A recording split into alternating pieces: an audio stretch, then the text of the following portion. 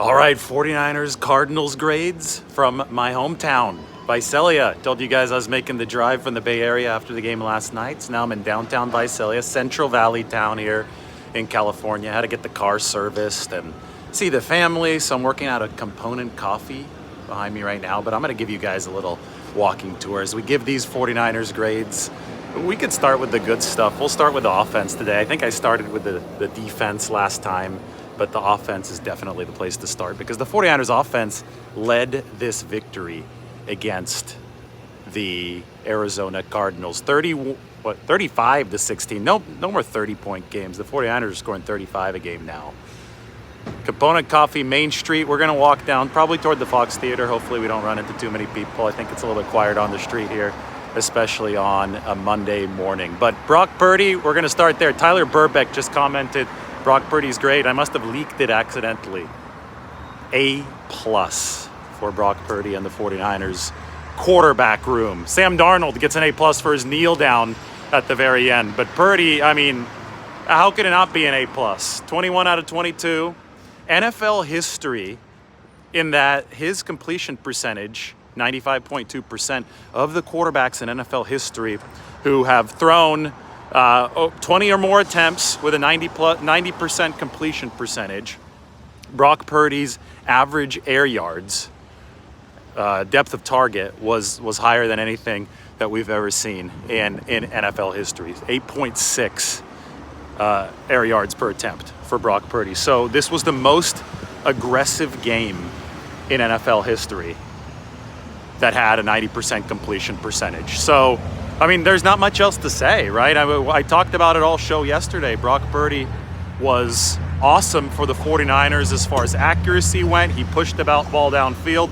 I'll say that the throws to Brandon Ayuk yesterday were just so insanely on the money. I mean, some of the small nuances, I don't think that Mark Sanchez, who was calling the game, when I just watched the replay right now, I don't think that he appreciated the first throw, the 42-yarder to Brandon Ayuk, the way that it should have been appreciated. It was it was intentionally underthrown 40 yards downfield because the double coverage was over the top. And if that throw goes over the top, like a lot of people who are playing a lot of video games wanted it to go, then it probably would have been incomplete and it possibly would have been intercepted. So instead, Brock Purdy took a little bit of mustard off of the throw, left it to the right of Brandon Ayuk and a little bit shorter.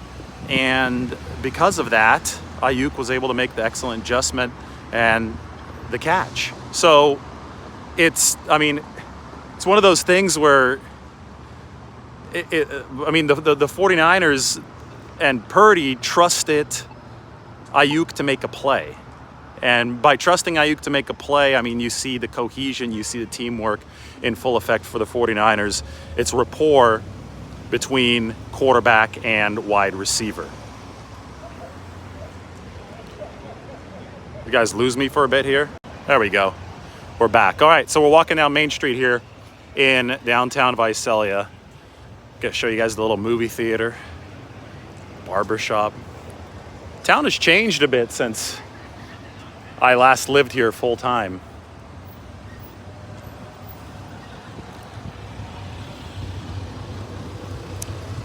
But as we get further down Main Street, you're gonna see some of the more historic buildings. That when they built this like 10-screen movie theater right here, it was a really big deal in downtown Visalia. So Purdy, I mean, there's no question that this was a masterful performance. One cool stat from yesterday is that the Arizona Cardinals, they blitzed the least out of any team in the league. They only blitzed Purdy 3 or 4 times. There's a 17% blitz rate for Arizona. The week after, he faced an 85% blitz rate against the New York Giants. So the Giants blitzed Purdy a record amount of the time, and the Arizona Cardinals just dialed it way down. So Brock has now faced the polar opposite in 2 straight games as far as blitz rate goes. The Cowboys have the 7th highest blitz rate in the league, 31% this season. So he's probably going to face a little bit more heat next week. But I think Brock has been prepared for it now by facing both ends of the spectrum. Fire truck coming by, so I'll stop talking.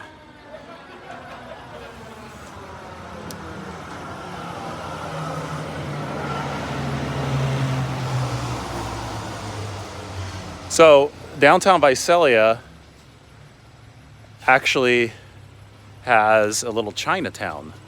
I think this is like the only remnant of it, this chop suey place, the Visalia Tea Garden. But I do know that Chinatown of downtown Visalia was around where they built that movie theater. Oh, and also this place right here, this place is called Crawdaddy's. They made it like a New Orleans style restaurant. And I know it's a bar. They opened up when I was like late in my time in high school here. But they've got the old New Orleans style balconies and cool spot. The redevelopment of downtown Visalia. So A+ for Brock Purdy. No question about that. We're going to move on to the running backs. Is there any question about the running backs? Christian McCaffrey. I know Jordan Mason got a little run. Ooh, gimbal trouble. I'm getting better with this, but I'm not great yet. Okay, there we go. Gimbal trouble. A+. Christian McCaffrey, 100-yard performance. Third time in 4 games that he's rushed for 100 yards this season. He is the highest rushing yards over expectation in the league. He had his highest success rate, 55%, as a 49er yesterday. You know, you just watch it, and this is funny because I noticed this without talking to anybody, but then all the players said it as well. I mean, I think Trent Williams said it. I think a defender said, Nick Bosa might have said it too. I forgot who else said it, but the truth is apparent to see. Nick Bosa, Christian McCaffrey is running so much more comfortably than he did in the past. It's crazy almost. Like he was really, really damn good last season, but he's just taking it up to a whole different level this year. So I just think that playbook familiarity for Christian McCaffrey has been so important. He's coming up on a calendar year. He's about 3 weeks shy of a calendar year since the trade, since joining the 49ers. And with that, just the mastery on a down-in, down-out basis of what the 49ers are doing is growing for Christian McCaffrey. And we can talk about the 4 touchdowns all we want. The guy obviously has an awesome nose for the end zone. But I just think that the sky is the limit here because, what he did last year was special, but it happened before he had a full grasp of everything the 49ers were running. On top of all of that for Christian McCaffrey, let's remember that, he's this crazy threat in the receiving game as well. And just what he's doing in the receiving game on its own is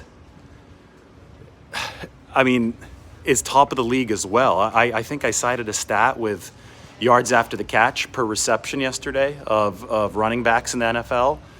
And Christian McCaffrey's number 1 in that as well. So he's leading the league in rushing yardage. He's leading the league in yards after the catch per reception.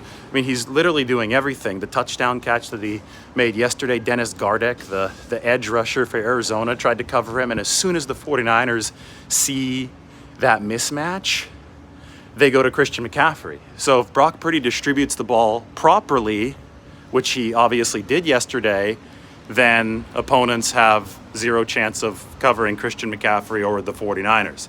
You could double Christian, but that opens it up for somebody else, right? This is the tallest building in downtown Visalia. No, maybe not. I think the Marriott Hotel is probably taller, but this is the old Bank of the Sierra building right here on Main Street. We move on to wide receivers. I think the wide receiver grade, we're going to say A+ as well. Do you guys want me to turn left on this street? Yeah, we're going to turn left on this street. Let's go see the convention center. A+ for the receivers. Brandon Ayuk had 6 catches for 148 yards. That is 24.8 yards per catch.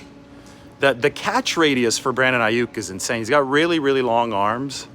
So anything that you throw to him, he's like a vacuum cleaner. Doesn't have any drops this season. And Ayuk actually leads the entire NFL in wide receiver efficiency.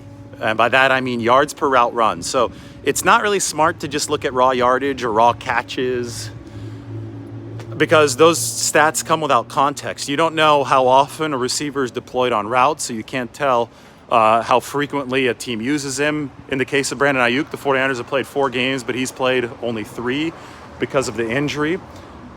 Yesterday, one of the 49ers players in the press conferences actually shared that Brandon Ayuk was in tears when he couldn't play due to the shoulder injury against the New York Giants.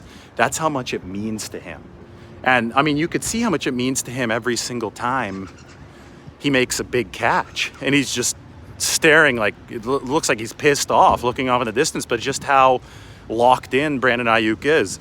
So anyway, when you want to look at true receiver efficiency, look at yards per route run. PFF actually puts this stat out, and Ayuk is number 1 in the entire NFL. He's actually better than Tyreek Hill in yards per route run. And we know how good Tyreek Hill has been. I mean, I could go to Brock Purdy and say he's number 1 in QBR. Brock Purdy is above where Tua Tagovailoa is. Brock Purdy's game yesterday, by the way, I know I'm rewinding, but we're talking about Brandon Ayuk and the receivers, so it all goes in conjunction. Brock Purdy's game yesterday was more efficient than Tua's game against the Broncos, where the Dolphins scored 70 points. Visalia Convention Center. This is where we had like prom and stuff. It was a big deal. You would come downtown for the prom, all the dances in this big exhibit hall in the convention center. It was also a big deal in Visalia when they added this parking garage, which you see right there. The parking garage, the Comfort Inn, or the Comfort Suites. Sorry, just don't mean to disrespect the Comfort Inn. This one's a upgraded one. It's the Comfort Suites. So Ayuk leads the league in receiving metrics, efficiency-wise, yards per route run. It's like 4.5 yards per route run, which is probably an unsustainable number. I mean, that's really damn good. But it just gives you an idea because, you know, another reason to not just look at raw catch totals and raw yard totals is because the 49ers have so many guys competing for targets, right? You have Deebo Samuel on the team. You have Christian McCaffrey on the team. You have George Kittle on the team. So look at yards per route run. And I mean, even that is going to be depressed probably at least a little bit based on the competition for targets on the team. But Ayuk is still leading the entire NFL at 4.5 YPRR, yards per route run. So A+ for QBs, A+ for running backs, A+ for receivers. Tight ends, I'm going to give them an A. I can't give tight ends an A+ because, well, they're really good, but I mean the game plan for the passing attack went through the receiving room, went through Christian McCaffrey. Good blocking from George Kittle. The tight end room again. Can't give them anything lower than an A because the offense was so good for the 49ers at 35 points yesterday. But there's going to come a game where Kittle is more involved passing-wise. It's not like he's lost those skills. It's just that the 49ers have other players who can deliver through the air. There was a time, think back to times in 2020, even 2019, when Kittle was the number 1 skill target. And now they have other players, right? So he's not the number 1 skill target anymore, which is why he's not getting as much of that run. But he's still massively impactful in the blocking game for the 49ers. And it's showing up in how efficiently Christian McCaffrey is running. It's showing up in a lot of the yards after the catch, where Kittle is a big-time blocker for San Francisco. And it will show up in these grades, where George Kittle has just earned himself an A. I want to show you guys Main Street in downtown Visalia. There's just not all that much to talk about, though, as far as the tight ends go. Ho-hum game. And for the 49ers, a ho-hum game is a good thing because this offense is wildly, wildly efficient when people just do their job. I said yesterday that the geometry just doesn't add up for opposing defenses when the 49ers have everybody healthy, skill position-wise, and Brock Purdy distributes the football. There are just too many players that can beat one-on-ones out of adaptable formations for defenses to be able to cover all of them.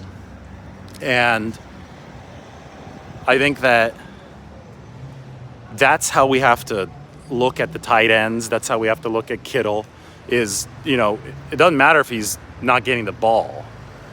What matters is what he's doing away from the football and what his presence is doing in the larger context of the 49ers offense.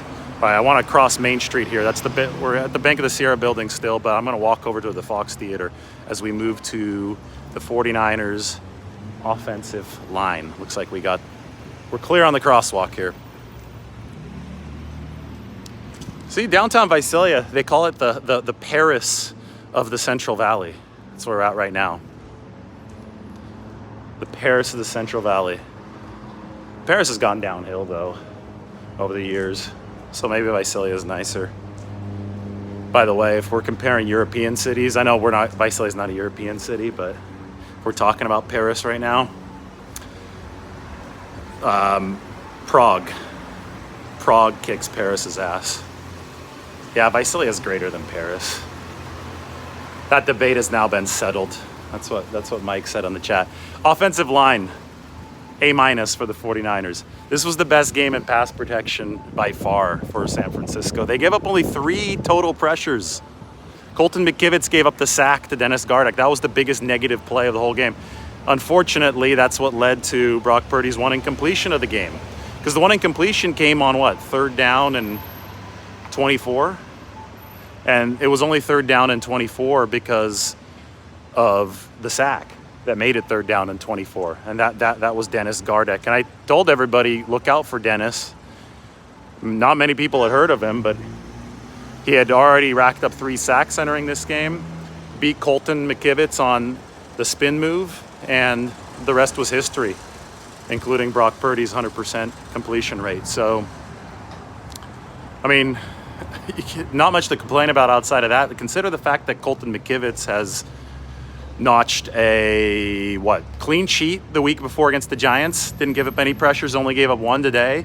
So McKivitz is quietly really started delivering for the 49ers. Now, I will say that this offensive line is going to face a massive test against the Dallas Cowboys. For all the shortcomings that we saw from Dallas against the Arizona Cardinals, they still have a really good pass rush, and they still blitz a lot. They're going to put a hell of a lot of strain on the 49ers blocking schemes and everything that has to do with pass protection. So it's going to be a trial by fire for the 49ers. Arizona just didn't have a great pass rush. Gardeck is a good player. He beat Colton McKivitz once. He actually beat Trent Williams on the very next play where Brock Purdy threw the incompletion to Christian McCaffrey. But next week, it's going to be Micah Parsons, DeMarcus Lawrence. I mean, Dallas is absolutely loaded, especially at the edge rusher position. So there's going to be a new test for the 49ers to overcome against the Dallas Cowboys. But I do have to give that offensive line an A- for the 49ers. I mean, Spencer Burford, who had struggled more than anyone on this 49ers offensive line, especially in pass pro, only gave up 1 pressure. It was 1 for Trent Williams, 1 for Spencer Burford, 1 for Colton McKivitz. The only reason I give him an A- is because of the sack given up by McKivitz to Dennis Gardeck. And that sack is why Brock Purdy did not enjoy a 100% perfect completion rate, because that put the 49ers in 3rd and 24. Look at that, the beautiful Fox Theater. And then there's this good little acai bowl place right here, Soul Bowl. Actually show you guys a good spot for lunch in Visalia. So we've gone through the entire offense, right, for the 49ers. A+ for Purdy, A+ for and the quarterback room, A+ for Sam Darnold on the kneel down, A+ for McCaffrey and the running backs. Jordan Mason even had a catch. I know Elijah Mitchell didn't play. A plus for the receivers, headlined by Brandon Ayuk, 6 for 148 yards. A for the tight ends.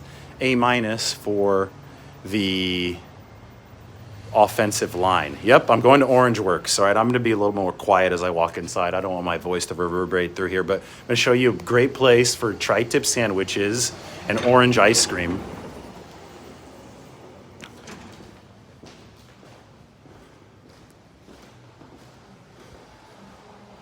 Right here.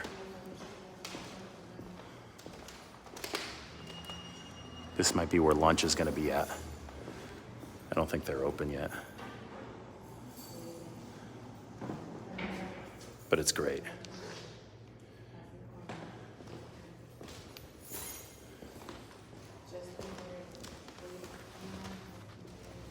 All right, as soon as I step outside, we're going to start talking 49ers defense grades. Tour of downtown Visalia continues. Paris of the Central Valley, baby, let's go. 49ers defense. What's the grade for the D-line? Mike has the grades. I sent the grades to Mike. I'm going to have him send me the grade. You guys can guess what the grade is for the D-line, but I just forgot. I don't want to misquote myself. Okay, the D-line for the 49ers, B minus. B minus for the 49ers. And you know what? It's not because there was a lack of pass rush. The pass rush was good again. They had 18 combined pressures as a unit. Nick Bosa is the highest graded defensive player in the NFL. He has been just as good after signing his big contract. The fact that he only has one sack, that doesn't mean that he's being less productive right now. It just means that offenses are playing the 49ers differently. They're trying to run the football and they're going quick game because they're so afraid of Nick Bosa. So, I mean, there's a big misconception about his productivity. He is killing it. Nick Bosa's killing it. The reason I give the D-line a B minus is because I don't think they're playing the run perfectly. They played it decently well against an Arizona team that is top 5 rushing DVOA. We knew the Cardinals were going to show up and try to pound the rock. They absolutely did pound the rock. That was, James Conner, big, bruising back, 233 pounds. But you know who else was impressive was Josh Dobbs. Josh Dobbs, he's a big body. He's not afraid to run without sliding. And that's really how Arizona was able to get some ball movement against the 49ers over the middle part of this football game. It was because they ran the football successfully at over 4 yards per carry, 48 yards for Dobbs, 52 yards for James Conner, suckered the 49ers defense in, and then they hit 2 big plays over the top, right? One to Michael Wilson. God, we got a Niners fan. That's awesome. In Visalia, one to Michael Wilson. See that guy in the truck? He was honking.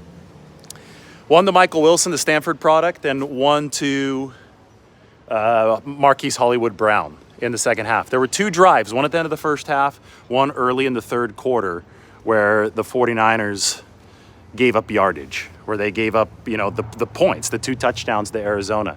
And those happened because the Cardinals were able to run. So the 49ers run defense needs to get a little bit better. There's nothing wrong with the pass rush.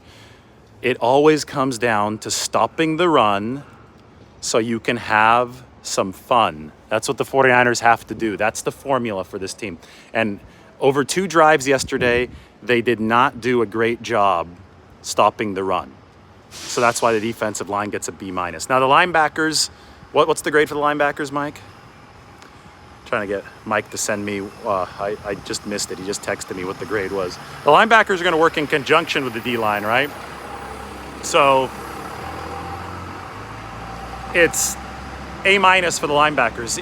Greenlaw and Warner both had 10 tackles apiece. And the 49ers are trying to keep a lot of stuff in front of them. They're okay with the short game from the other teams as long as they could gobble it up and occasionally force a takeaway. They didn't have a takeaway yesterday. Warner just missed an interception that could have killed one of the Cardinals' scoring drives. Hey, Fred Warner tracking Marquise Hollywood Brown 40 yards downfield. He's special, right? He's a cheat code on his defense. And 10 tackles for him, 10 tackles for Greenlaw, who was flying around for the 49ers. The linebackers were really good. I think that the run fits probably weren't perfect, which is why I go A minus. Warner not quite grabbing that potential interception is something that he wants to fix moving forward. They definitely want to notch at least one takeaway against the Cowboys. They had a couple of those picks last year against Dak Prescott. That's something they want to improve moving forward. But when your linebackers combine for 20 tackles in a downhill kind of game, and your linebackers aren't the ones that are really responsible for allowing the explosives. There was a zone play to Hollywood Brown on that second touchdown drive for Arizona that was behind Fred Warner, but it was zone coverage. I don't blame Warner for getting beat downfield. That would have been an impossible ask anyway. I give the linebackers an A-.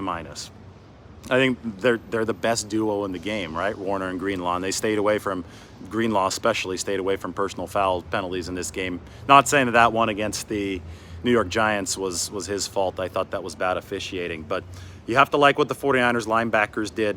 I think you like it a little bit more than the D-line just because they did clean up some of those run fits.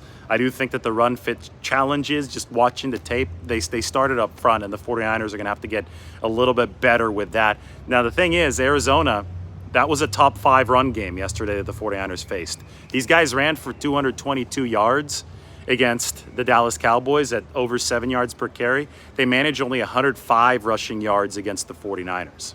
On the total, right? If you look at the totality of the situation, Arizona scored 28 against Dallas. They only scored 16 against the 49ers. They averaged 7.5 yards per play against the Cowboys. They only managed 5.4 yards per play against the 49ers. So this was a good defensive performance. It just wasn't a perfect one, and that leads me to the defensive backs. DBs are going to get a B- from me, lowest grade of the day for the 49ers. When Ambry Thomas had to come into the game, so what Arizona was doing is they showed different alignments than they had shown on game tape. The Cardinals did.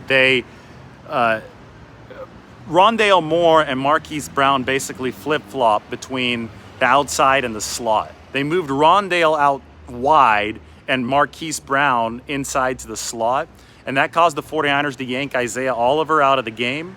When they yanked Isaiah Oliver out of the game, Diamador Lenore moved into slot, and Ambry Thomas came into the outside cornerback position because they wanted a little bit more dexterity for some of their matchups.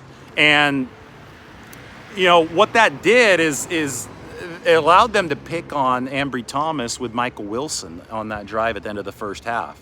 And the double move is what got Ambry Thomas. Now, what a lot of people just don't know what they're watching. I see a lot of complaints. Oh, the 49ers were playing too soft in coverage.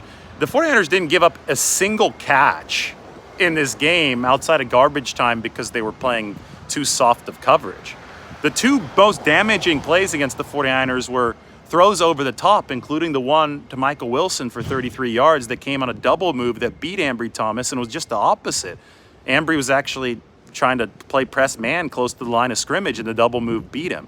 So this criticism of Steve Wilks it comes from people who don't really understand what they're watching, right? The 49ers were trying to play close to the line because they were trying to snuff out the run game, which was effective for Arizona, and the Cardinals were able to knock out a couple shots over the top of that defense. So at the end of the day, it's not Steve Wilks needs to call more aggressive plays. It's the 49ers just need to stop the run. And they did better than the Cowboys did against the Cardinals as far as the run game goes, but they weren't airtight. And the good news is that there are very few teams in the NFL that will be able to run as effectively as Arizona did against the 49ers. So stop the run and have some fun. That's the key. That's why I didn't give the defensive line an A, despite the fact that the pass rush was good with 18 pressures. And I do have to give those DBs a B- just because Ambry Thomas did get beat on the double move. I think the 49ers are a little bit vulnerable at that outside cornerback spot when Diamador Lenore has to move inside, but that's what the matchups dictated yesterday. You saw Hollywood Brown scrape across the field on that early third down against Isaiah Oliver. That was one of the reasons why the 49ers went to Demo inside. If the 49ers do, want to reinforce that defense, it will be probably at the cornerback position, right? And Kendall Sheffield, who they signed on Wednesday and played on Sunday, the burner, right? He's been in the league for a while, around a 4.25 40. He actually played 11 solid snaps in garbage time for the 49ers. And before garbage time, he's the one that downed the punt at the 1 yard line for San Francisco. So it was surprising to see Sheffield activated, but because he was activated so quickly, he must have had a really good week at practice. And I would really, really watch out for Kendall Sheffield as somebody who can make some noise for this 49ers team at cornerback. Oh, they're playing Empire Strikes Back in concert at the Fox Theater behind me. Let's check it out. By the way, I think there's a fire in this building that is now filled with the Visalia mural. Pretty cool. Hopefully they rebuild it soon. But if we pan this way, Star Wars: The Empire Strikes Back in concert, October 21st at 8 p.m. That is awesome. So, Margot, my wife, and I, we watched, yes, this is my hometown, by the way. We watched one of the Harry Potter movies. She likes Harry Potter because she's younger than me. I think it's a generational thing. We watched one of the Harry Potter movies at the Nashville Symphony Orchestra. It was really cool. So I think this Empire Strikes Back in concert at the old Fox Theater, this used to actually be a movie theater. It's not anymore. Now they have theatrical performances here, not cinema. My dad and I watched Empire Strikes Back when it came out in special edition, probably in 1997 or something at this theater, so it was really neat. So let me finish on my DB grades. I gave him a B- for those reasons. Now, there's a lot of good happening in the DB room. I don't think that was a very fair penalty against Charvarius Ward that they called early in the game. I will also say that Tashawn Gibson, the guy is complete nails for the 49ers, right? Tashawn Gibson, I think he's faced something like 150 snaps defending the pass this year, and he's given up only 2 catches, and he's 33 years old. I think a lot of people just expected him to fall off due to age. Hasn't fallen off at all. Talanoa Hufanga played another really good game. It was Hufanga and Oren Burks that made, I thought, the biggest play of the game defensively for the 49ers. There's another fire right here, too. This used to be a good Mexican restaurant called Alejandra's, and it looks like they're rebuilding, so that's good here in downtown Visalia. Where was, Oren Burks and Talanoa Hufanga made that stop on the 2-point conversion after the Arizona Cardinals had cut the game to the 49ers lead to 5 points. And that was big. It really stymied the flow, right? The Cardinals had scored, 13 unanswered points. Burks and Hufanga make the stop, and the Cardinals run ends. And the 49ers just played really good complementary football where the offense fueled the defense, because then the offense turned around, scored a touchdown. I think it was Christian McCaffrey's 4th touchdown of the afternoon, and it turned it into a 2-possession game that the 49ers ended up winning. Hope you enjoyed the tour of downtown Visalia. We still got a little bit more to go. I'm going to turn around now because that was the end of the cool part of Main Street. Maybe we go back down this sidewalk. The hospital where I was born is straight ahead. We can walk that way. I got a cool spot where we'll end this. I could give you a nice shot, though, here of Main Street, that Fox Theater. Small town USA, although Visalia already has like 140,000 people, maybe 150,000 at this point. It's a lot bigger than when I lived here.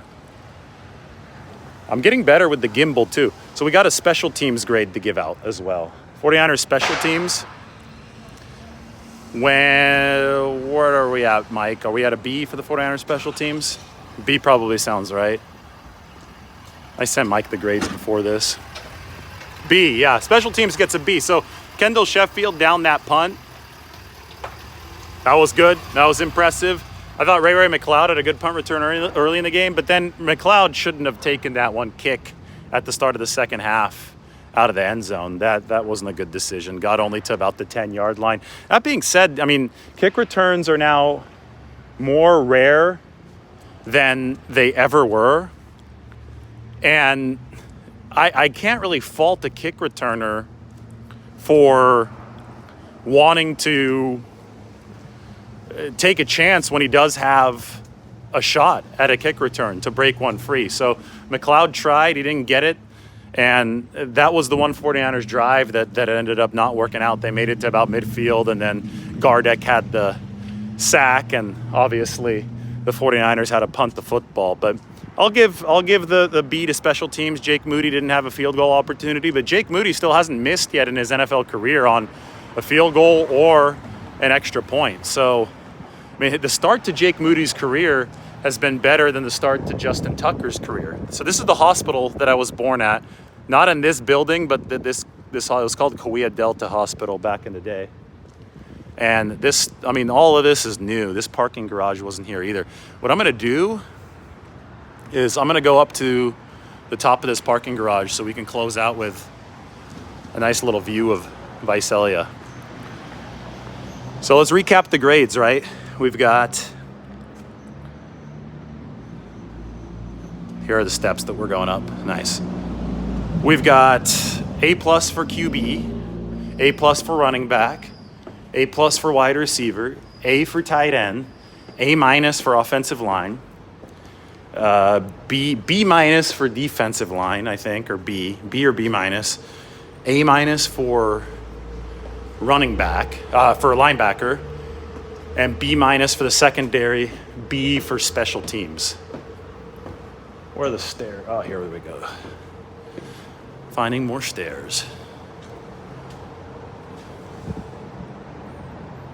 Getting a workout in this morning in downtown Visalia, huh?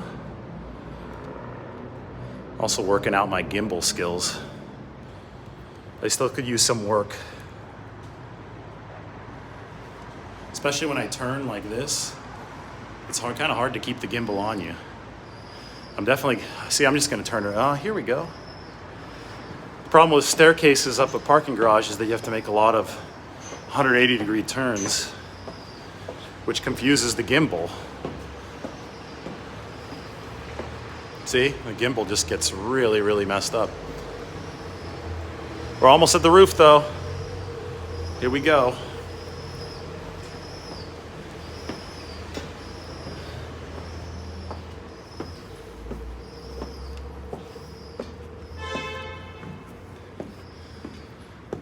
Oh, nice.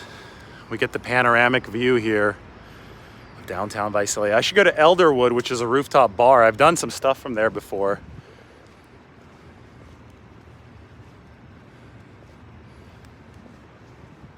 So you just saw the Fox Theater. You saw the hospital where I was born. And now you'll see it from, all of it from a higher vantage point. There's the theater. Top of the parking garage, downtown Visalia.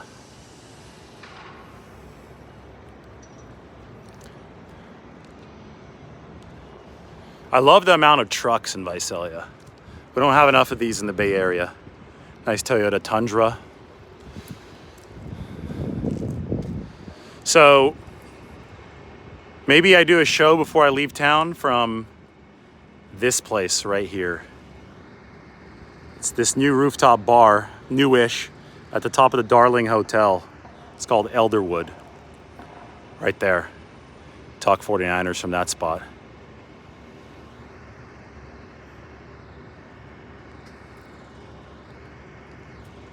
All right, so let's talk about what's next for the 49ers. Obviously, they're 4-0.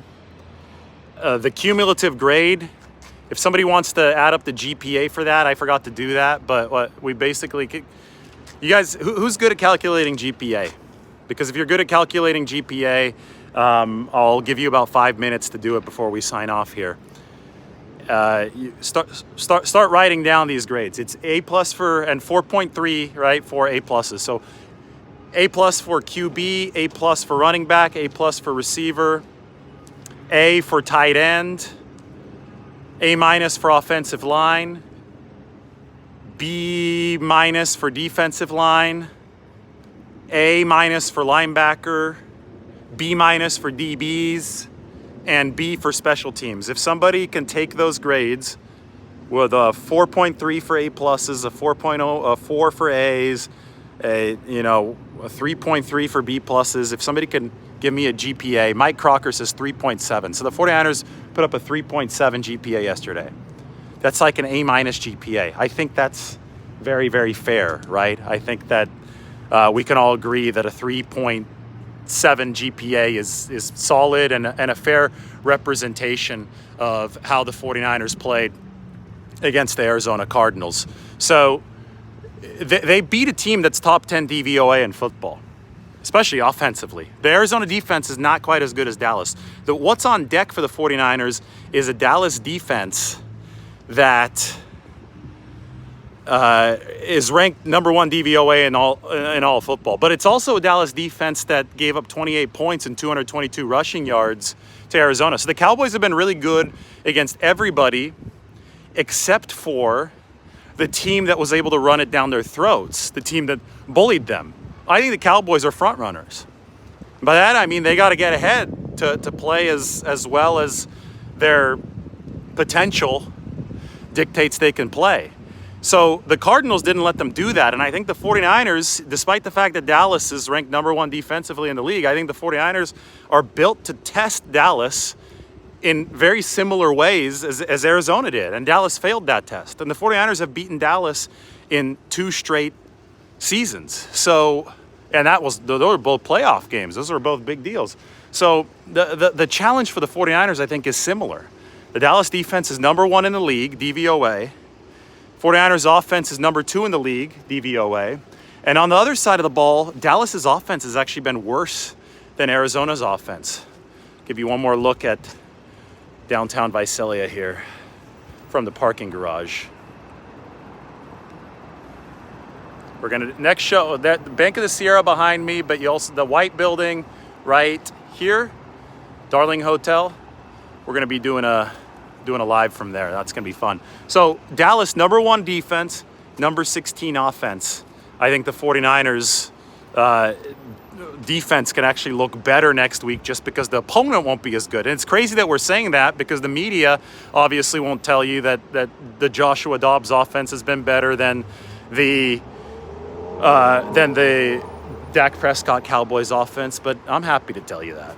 I'm more than happy to tell you that the Arizona Cardinals I think are built to test the 49ers in a more serious way than the Dallas Cowboys are on that side of the ball. But I will say that the Cowboys defense can test the 49ers as well, especially if the 49ers cannot establish a good run game early. Doesn't seem to be a problem, though, or a worry point for the 49ers considering what Christian McCaffrey has been able to do so far. All right, so we're going to head to our final spot. Do you see that? They call Visalia the gateway to the Sequoias. On a clear day, you would see the Sierra Nevada mountains and Sequoia National Park right here. You can kind of see the foothills in front of me just a little bit. But since you can't fully see them, we're going to go to the Sequoia Legacy tree, which is right here. That in the middle of this screen is a gigantic sequoia tree that is not as big as what you'll see up in the mountains, but it's still sizable.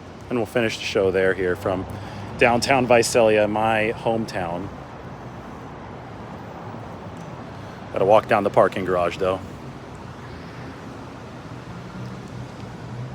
Gimbal going crazy. Almost turned it around on myself there. Jeez. I promise I will get better at this. Hey, we're just trying to be creative, right? Damn.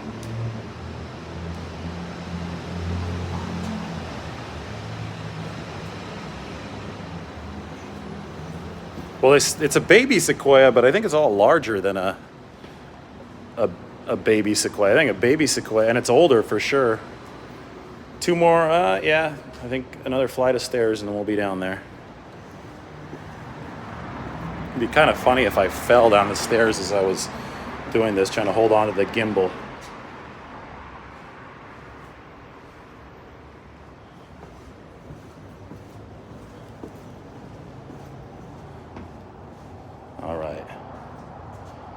One more loop.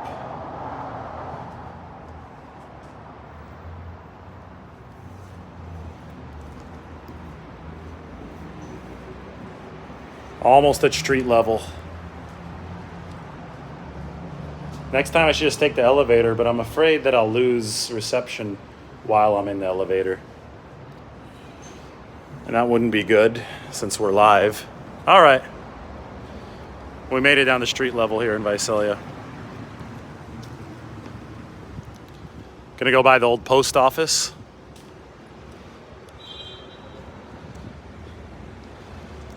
What's for lunch? Well, that's gonna be a video.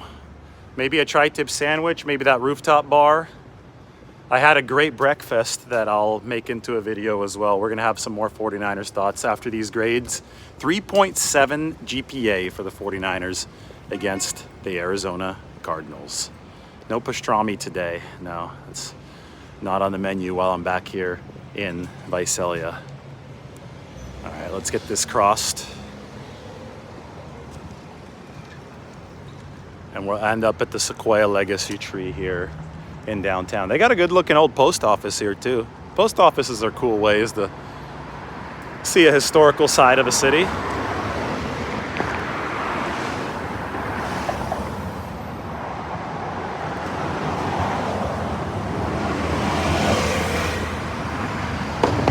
I'm in Visalia to see my family.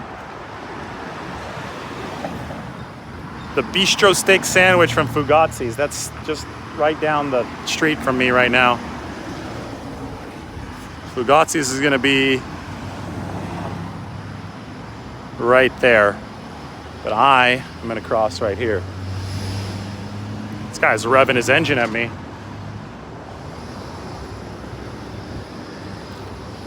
There it is, the Sequoia Legacy Tree.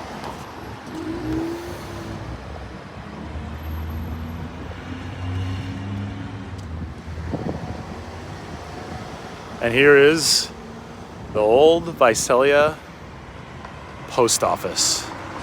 Classic building.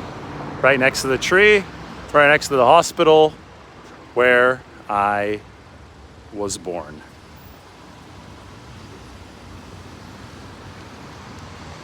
This thing doesn't pan up. There we go. I want it to pan up all the way to the top. The tree is almost as tall as me.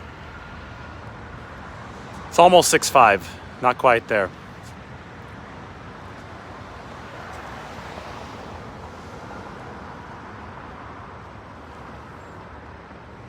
All right, so that's it. 49ers grades. They were really good. They beat the Giants 35-16. We're going to start turning the page. No, they beat the Cardinals 35-16. They beat the Giants, what was that? 30 to... They won by 18, right? Did they win 30 to 12 against the Giants? Yeah, I mean, 3 possession wins in the NFL are damn impressive. And the 49ers continue to notch those 3 possession wins. Cowboys next. I'm going to have a lot for you here over the course of the next few days, including today, so stay tuned. Got 30 more seconds and we'll make it to 49 minutes. That was totally accidental. So I'll continue talking, so this is exactly 49 minutes long. 125 points in 4 games for the 49ers. Yes, 30, 30, 30 plus 35. Number 2 offense in the league, number 7 defense in the league per DVOA. I think the defense is only going to get better. As you could tell, the defense's grades weren't as good as the offense's. It was still a good game for the defense. Only gave up 16 points against a solid offense. But, well, I said this at the start of the year, that the 49ers defense is going to grow over the course of the season under Steve Wilks. Who they are in September and October is not who they're going to be in November, December, January, and February. All right, we've been going for 49 minutes. We'll say bye from right here, right near the Sequoia tree. These are 49ers grades from my hometown, Visalia, California. Come check it out. We'll talk to you soon.